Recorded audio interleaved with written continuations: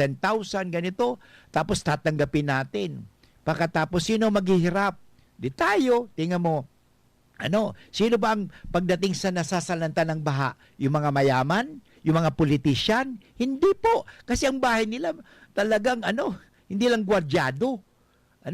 Kundi mansyon. At hindi lang po, nandoon sa mataas na lugar. At talagang safe na safe sila. Hindi man sila nababaha. May nabalitaan mo ba kayong opisyalis ng gobyerno na ang bahay nila ay napuno ng baha? Wala. Sino po? Sabi nga ni Gina Lopez, sino po ang maghihirap? Ay yung mga mahihirap. Kaya panawagan po sa mga kapatid kong tulad kong mga mahihirap, wag na po tayong magpahirap pa. At wag na tayong papayag na maghirap pa. Tama na po 'yan. Kasi kasalanan din po kasi natin 'yan eh. Bakit inihahalal pa rin po natin ang mga kurap?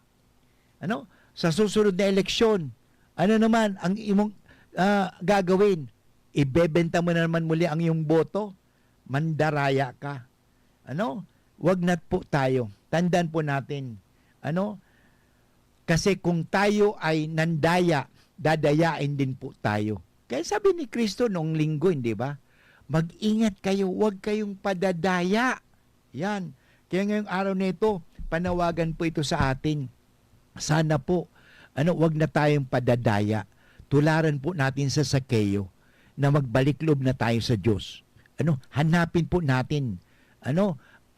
Gumawa tayo ng paraan makasumpong o makatagpo si Jesus sa buhay natin. Kaya ang huling tanong ni Father Boots, ngayon, tatanggapin mo ba si Jesus sa puso mo? Tatanggapin mo ba si Jesus sa buhay mo? Isasabuhay mo ba ang gusto ni Jesus? O isasabuhay mo pa rin ang gusto mo at ang gusto ng ibang tao? Maraming salamat po sa lahat ng mga nakikinig sa Marahay na Hapon ni Father Boots. Sana po nakapagbigay si Father Boots ng informasyon, inspirasyon, asin bendisyon. Maraming salamat sa ating technical at lalong-lalong sa ating social media and production. God bless everyone. Pagpalain nawa kayo ng puong may kapal. God bless and I love you very much. Bye-bye.